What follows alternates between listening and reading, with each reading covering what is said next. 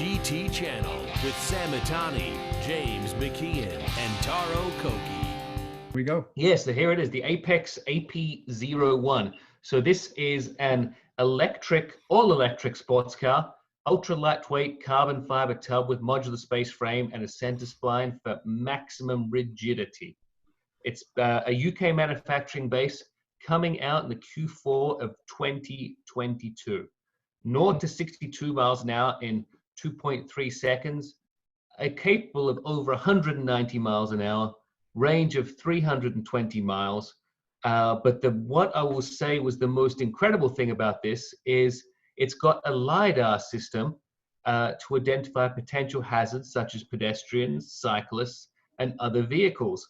And then it also gives you an augmented reality display, so a race instructor can essentially tell you how to be a better driver. So, Dai, you're a pretty good driver yourself. How would you feel if you're driving your car and your car is telling you to drive better? Was that something you'd be keen on? Oh, that's a tough one.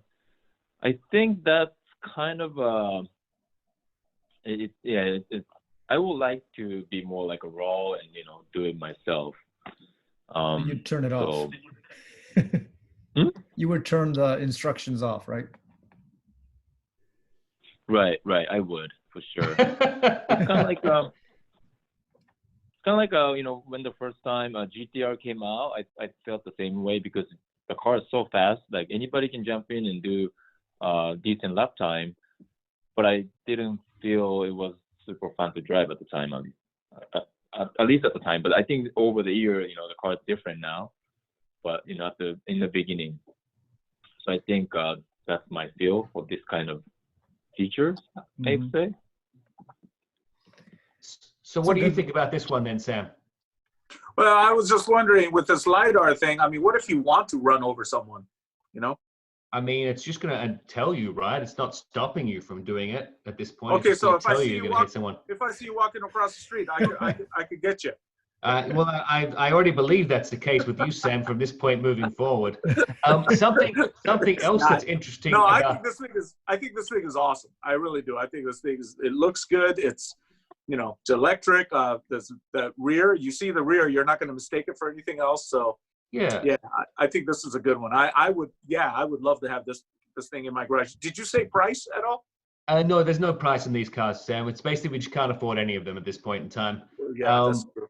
The other thing that I thought was interesting about this is Apex are looking to create an FIA-approved racing circuit outside of Hong Kong to teach its owners to go faster as well. So maybe have an instructor go around with them to, as well as the car, give them tips on how to improve. So I thought that was another impressive feature of what they've got wanting to move forward. Has Apex been around for a while? James? No, they just sort of burst out onto the scene. They've kind of got Sam Mitani money by the look of it. So I'm like thinking, they look like they're going big places.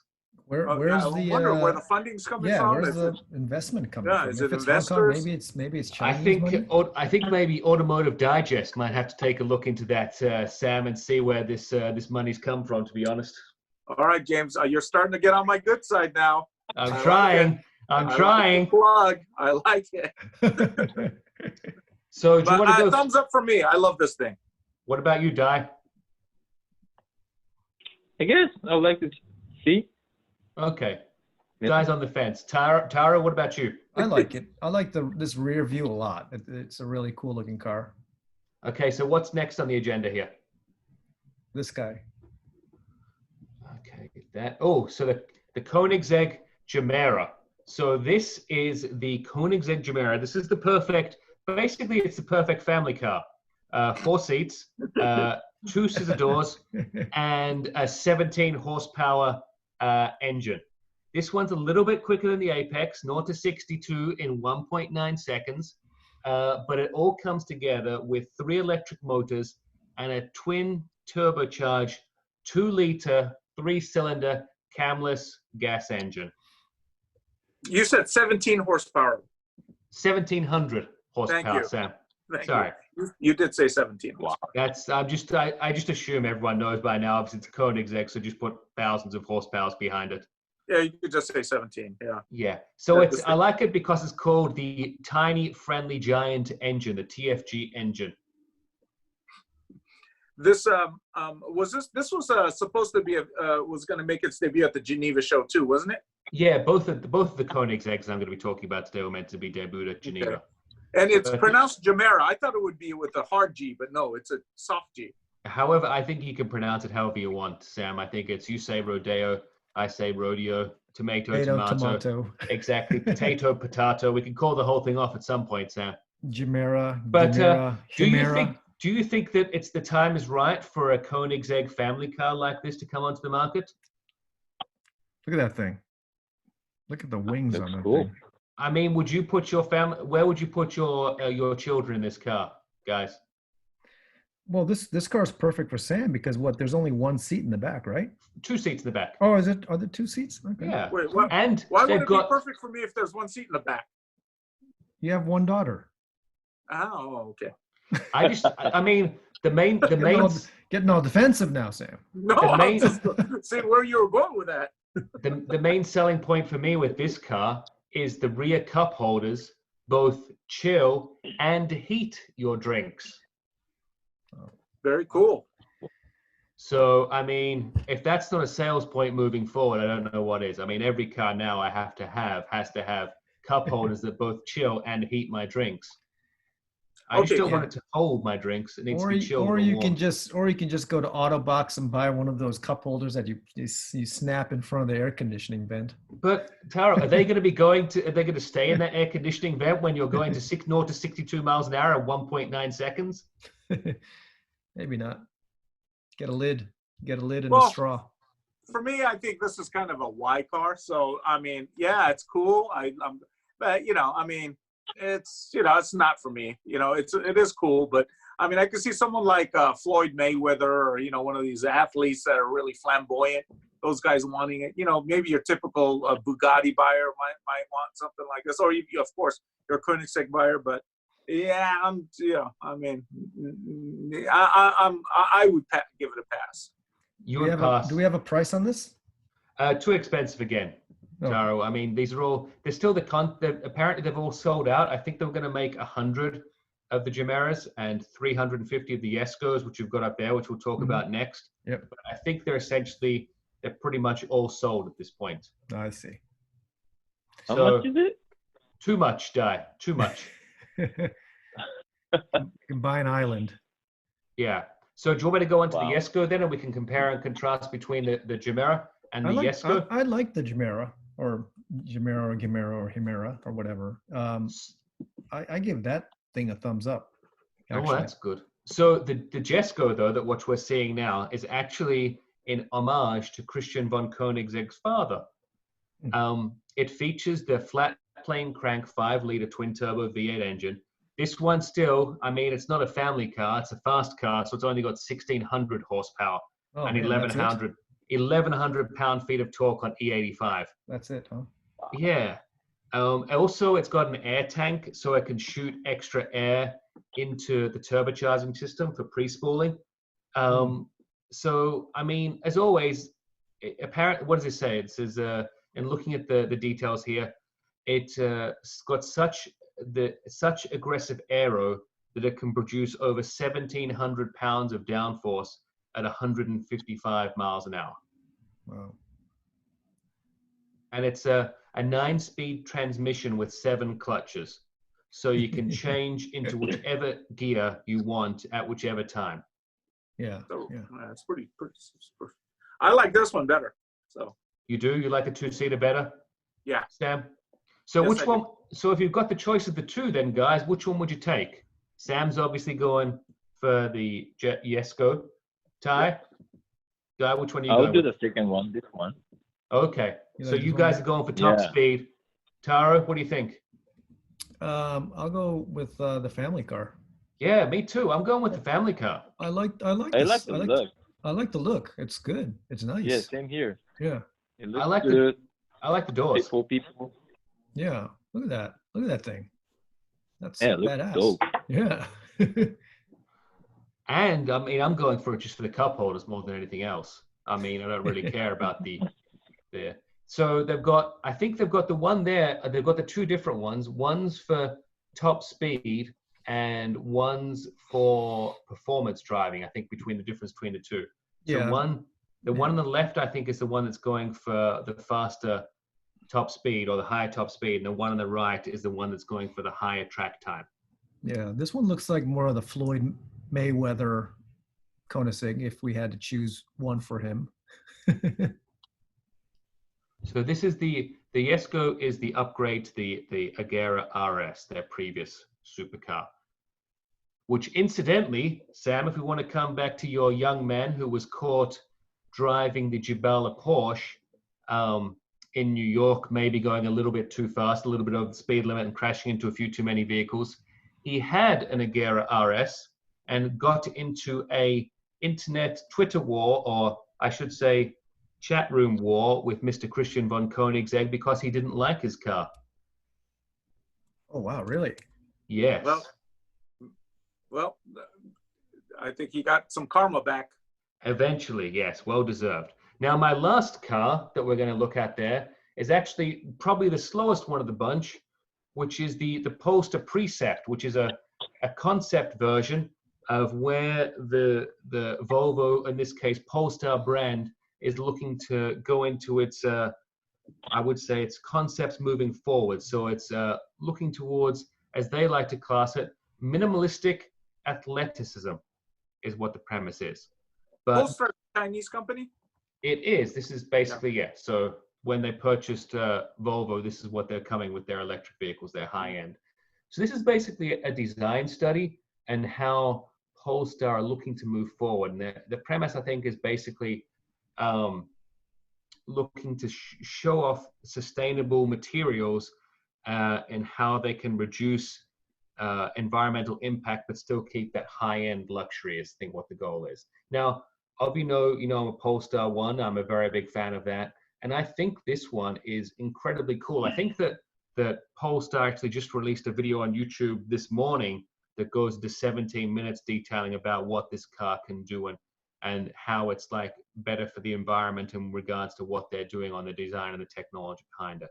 I think that the premise is mostly how they're using like non-traditional reusable fibers to make the interior is basically what the focus is.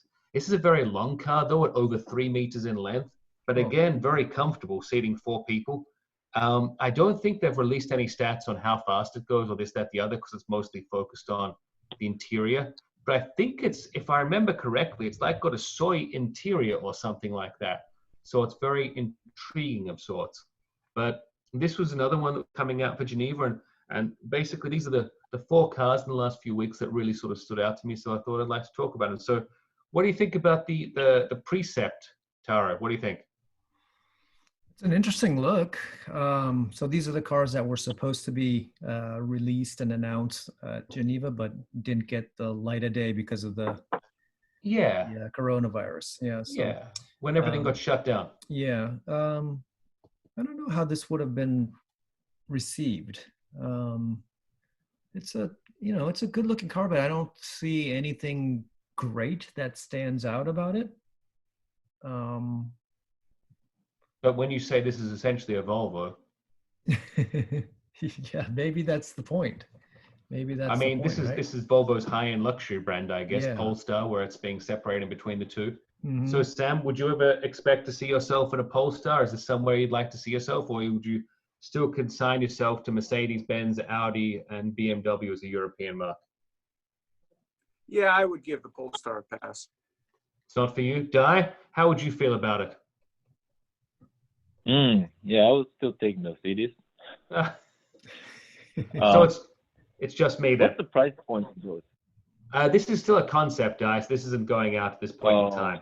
But I think that the Polestar 1, I think it sits around around 150,000, I think, to start with. I think their current car. So it's not at the cheaper end, let's put it that way. But it is on the cheaper end compared to the Koenigsegg's and the Apexes of this world, if that makes sense. So that's my 4 cars that I came up with, Sam and Taro. Good. Those are great 4 cars. So good choice. They're very all extreme cars. So I thought I tried to be extreme, Sam. It's like my personality, you know. You came in there with the Rough Riders, and I want to come out with something a little bit more extreme. you are correct when you say your personality is extreme. You are. You, on the other hand, you are certainly the DMX of the automotive world. I thank you. How are we Okay, gonna- so anyways, how are we Yeah. gonna wrap this up, Taro? You got anything to share? We better not wrap it up too quickly. I've still got to talk about my review, and you've got to talk about your review too, Sam. Well, I'll talk James- about my review next time. James, go ahead with your review. James has the Lexus, right? The GS. No, well, I've got Lexus, but I'm not going to go with my. I want Sam to go ahead with his Lexus review first because we're going to have more car reviews next time, Sam. We can't just do one. We have to do more than one. Feel Well, you pressure go now, ahead. Sam. I'm actually I wrote about it on the gtchannel.com, but I was going to save that for next week. So go ahead, James. Well, I've got mine also has just gone up on GT channel. It's a Lexus GS-F. I think they should have some photos in that there. Yep, I do. So I think the GS-F is certainly coming on in age. I think it debuted, I think in 2012, I think is when it came out. So the car is getting a little long in the tooth, but it still has the 5-liter V8, which sounds incredible. And it's obviously, there's not many vehicles now that are out and about that are brand new that have that 5-liter V8 in. Most of the cars that's the similar class, we're looking at the BMWs and Mercedes are coming in with turbocharged, smaller displacement cars. So it is nice to still see that that big engined 8-cylinder there getting the motion, and it does sound very good. And if you go to my last photo, I think is actually my favorite photo of it, which was the engine. I really like the piping and the coloring of the pipes there. I thought that was a really unique feature to the car. And it was unfortunately hidden and didn't realize it was even there till I opened it up on the last day. But as for the car, I mean, it's a Lexus. It sounds great. The interior is obviously fantastic. Sam's probably going to agree with me here. The entertainment system is still not the best. When you have to move around that awkward dial to your right to try and click things, then you move too far and to go to the left. It's always a pain. Would you agree, Sam? Unfortunately, yes, I do agree with you. So that's not great, but at least this had the ability to go. It was able to sync up fine with your phone, Apple, Android. So that made it all the much easier once you got there. But I will have to say it at 85,000. Oh, this came in at 89,000, I think, here with all my everything added and the MSRP and delivery. I would have preferred the Dodge Charger that I had a few months ago. You and your Dodges. Well, James. I mean, it's roughly about the same horsepower. This is a little more. I think this comes in at like 470 odd, and that one was 440. Mm-hmm. How about the interior? Do you like the Dodge Charger? I don't like it $40,000 more, Taro, okay, and that's what the saying. price difference. Yeah, I mean, That is a big price difference. It really Yeah. is. but if you're comparing it to the Mercedes and BMWs, it's cheaper than those, and the interior is just as nice as those, but then you're not getting the fuel economy. So this is a little bit thirstier than those because obviously it's got the V8. So, and then obviously Lexus are probably going to look after you a lot more than your Dodge dealership. So there's many different perks that come in those different price points. But as for a driving experience, I just like the Dodge more. It was just a little bit more fun to drive for 46,000 instead of 90,000, if that makes sense. How long did you have this car? Did you have it during the lockdown and the streets were empty? No, I had it just before the lockdown was enforced, so I had it the first week of March before everything went a little crazy. Hey James, would you take this over the M5 or the AMG? I haven't driven those, Sam, so I wouldn't know, but I have a feeling that it comes in a little less of a price point. So that makes it a little bit more appealing. I think they both start around 120. So being 30 grand less, it's obviously more appealing. I think this expensive. Yeah, this looks really good. I mean, if you look at the wheels, I had the BBS wheels and they were really nice to look at. I like the hood scoops. Obviously the exhaust at the back look really good and it's got a great sound. So, I mean, it's fun. I just think that that it's just difficult now. Obviously, the price point. Everyone's getting more horsepower in cars. And so there comes to a point is where do you see the luxuries in that, or where the benefits are? But it was, let's be honest, it was a very, very nice car to drive. It looks great. I just don't know if I could find $90,000 in the budget to justify it. I don't have San Mitani money. Would you drive I don't have that money anymore. Not with this virus. Not with the economy. But this car, I've driven this car too. I thought it was very well refined. Like James says, I love the engine sound. It was fun to drive. Like James says, it is getting a little older now. So, you know, it depends on, you know, I don't know, you know, if they're going to have a new one, it's, you know, a minor change, you know, if there's going to be a new GS at all. So, so it is getting a little old in the marketplace, but yeah, I thought it was a great car to drive. Yeah. Have you ever driven this car? The GS-F? No, not this one. How do you like Lexus? But I can kind of, right? You've done you've driven some Lexuses. Yeah. Maybe recently I drove a RCF track edition and stuff like that. So I can kind of imagine how this car will handle and drives. But I think definitely these are more comfortable side rather than like a track ready kind of car. Yeah. I think, you know, personally, I prefer a little bit more like aggressive setup. So yeah, I know the pricing is one thing, but I still go for like M5 or MGs. I think I haven't driven the car yet, but that's what I feel like. Hey, Dai, here's a question. What's your daily driver? Right now, I only have a truck, and actually, I do have a BRZ. But yeah, mainly I drive the Silverado. Oh, okay. So that's because that's for your job and work, right? Carrying stuff around. So. Yeah, I can pull and I can take some stuff from whatever. Okay. Yeah. So James, James, you give this a thumbs up? Yeah, give it a thumbs up. Definitely a thumbs up. I mean, it's a great car. I don't know if I could get the $90,000 together through looking behind enough couches to purchase it, though. That's the only thing. Yeah. I'm sorry, Taro, go ahead. I didn't mean to cut you off. No, it's okay. I was just saying that I was asked that same question yesterday, like what do I drive? And I wanted to say, you know, GTR or R32 GTR or something like that, but I just said I had a Toyota 4Runner. Taro, that's not true. You have a 350Z drift car set up, ready to go at any moment in time, right? Oh, that's Dai's Middle Eastern competition car. Exactly, but you could get the groceries in that anytime, right? We haven't driven that one in a long time.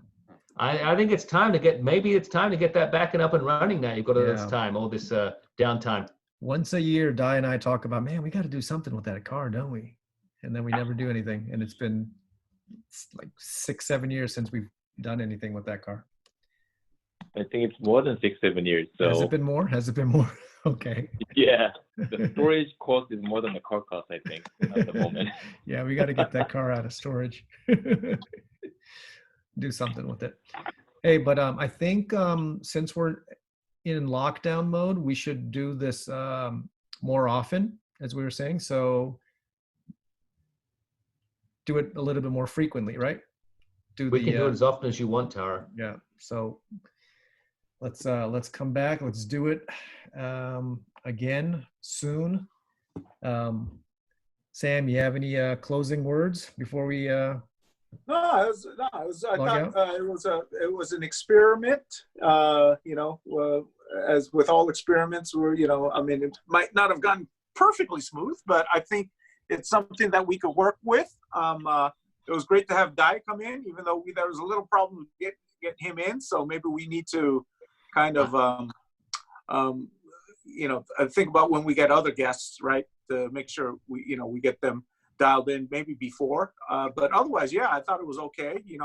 All I'll say is I thought it was worth the wait to get Dai on. I mean, I think that was time well spent. I mean, he's projecting this from outer space. So I'm just glad that he was able to make it here. The other thing, Taro, is that we can't fail to go here, is I've been compelled because someone has been putting chapters out of an incredible story that people should be reading online. Oh, I mean, James is working his way back. I love it. He's earning his points. Yeah, I will say that GT Channel is not just a great place for car reviews. There's a couple of chapters of an incredible new story up there that people need to go and look at. I don't know if it's incredible, but yeah, thank you, James. You're totally forgiven now. But I just decided there's a screenplay I wrote with a couple of my Hollywood friends, and they're car guys. And, you know, I thought, hey, you know, during this lockdown, why not kind of make this into a novel-like story and post some chapters until the lockdown is over. So if anyone wants to actually read, even though no one really reads anymore, you could find them at the GT channel features, and it'll take you straight to my blog where I have the posters chapter, the chapters posted, and the chapters. One is it's a 4-minute read. So, and if you like it, you know, give me some feedback. Who knows? I haven't shopped this thing around, so you guys will be the first to read it. And if who knows, if I get some really good feedback or some, you know, I might use your name in the you know. Sam, all I want to know is where is the protagonist gonna purchase his rear driver's side window for his RX-7? I mean, it's broken. I don't want to give too much away, but I want to know. It's his rear, it's the rear glass. Yeah. So where is he going to buy that from? Is that an eBay purchase? Is he able to find that locally? I mean, I think it's going to be both. I think he's going to have to look at eBay first, don't you?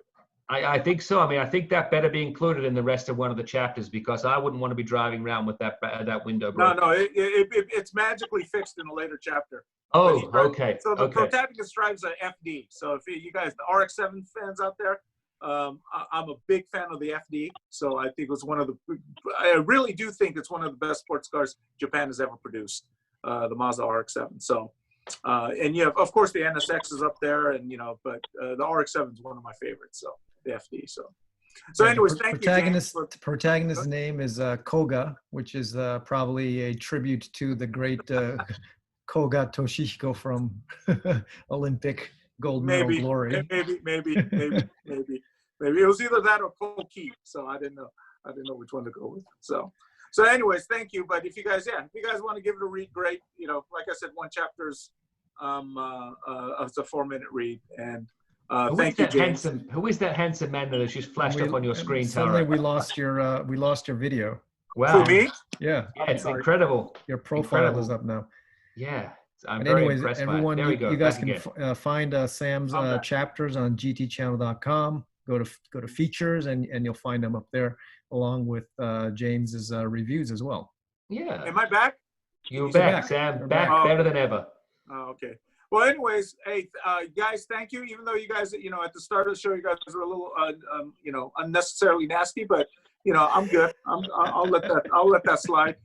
Taro, you know, you acted like the tigers that your background, you know, is showing. So, you know. And then James, I'm gonna let James off because he finished strong with plugging my stuff. You just letting me off because Kaiju Kiwi's here, right? That's it. It's all because Kaiju Kiwi. And plus, I think James your drugs are probably wearing off now. So now you're. That's true. Maybe the drugs weren't working at the beginning. Maybe not. Maybe that's why he was so cranky. Yeah, probably. Now the drugs are working, so he's getting in a better mood. And then good. It was always good to talk to Dai again. So thank you, Dai, for calling in. Dai, calling in from a spaceship. Appreciate that. Hey, Dai, do you want to plug anything? No, just thanks for having me, man. Maybe I'll come back sometime later. For sure. Yeah. Yeah, you need to get a new come computer back when you win the series championship. We'll do that. Okay. we need to have Dai back more often, though. More often. We do. All right. Thanks everybody for tuning in. We will see you soon. Subscribe and like GT channel on YouTube, though. Don't forget. Of course. And the same on No Breaking. Subscribe and like No Breaking. At No Breaking. Okay. See you guys. All right. See you guys next time. Bye. Bye. Bye.